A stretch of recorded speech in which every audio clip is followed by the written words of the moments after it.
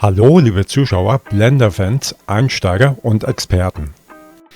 Ist etwas her mein letztes Video hier, hat viele Gründe, auf die ich aber hier jetzt nicht weiter eingehe.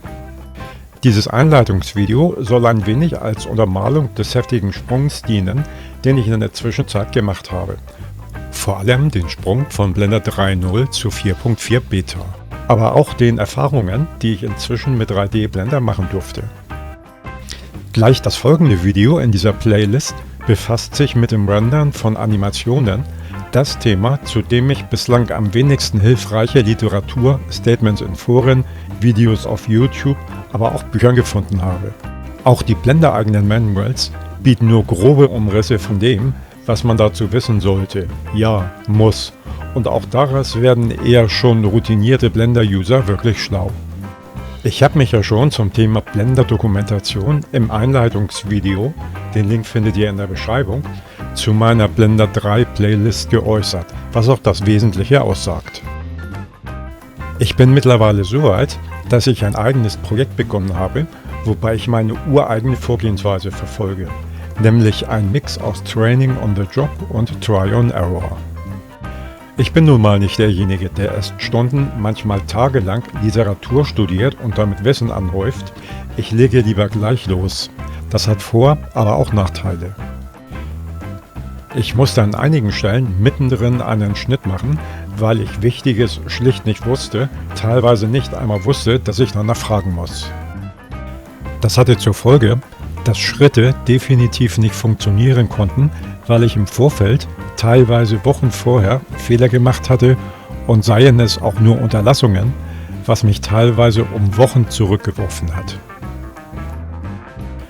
Das Ergebnis dieses Projekts soll, wie schon früher erwähnt, eine Lara Croft sein, wie ich sie mir für das nächste Game mit der Unreal Engine 5 vorstelle. Es ist ja nach wie vor so gut wie nichts davon wirklich bekannt, wobei ich hier mal meinem Ärgerluft mache über die zahlreichen angeblichen Trailer-Videos, die entweder nichts sagen oder zum Beispiel Inhalte aus der Tomb Raider Trilogie zeigen. Wirklich billig. Aber okay, wer es gut findet. Also habe ich mir ein wenig die beiden Laras aus The Rise und Shadow of the Tomb Raider als Vorbild genommen. Aber wirklich nur ein wenig. Was ich in dieser Playlist zeige, hat die reine Modellierung längst überstanden. Figur, Haare und was so alles zu einem Gaming-Charakter gehört, ist fertig, auch wenn hier und dort noch Korrekturen notwendig sind. Die wirkliche Basis ist übrigens eine modifizierte Variante eines frei downloadbaren Meshs. Es enthält bereits ein vollständiges Armaturengerüst, verbunden mit notwendigen Modellierung der Mesh-Strukturen. Die vollständige Arbeit mit Armaturen, in Blender besser bekannt als Bones, habe ich mir erspart.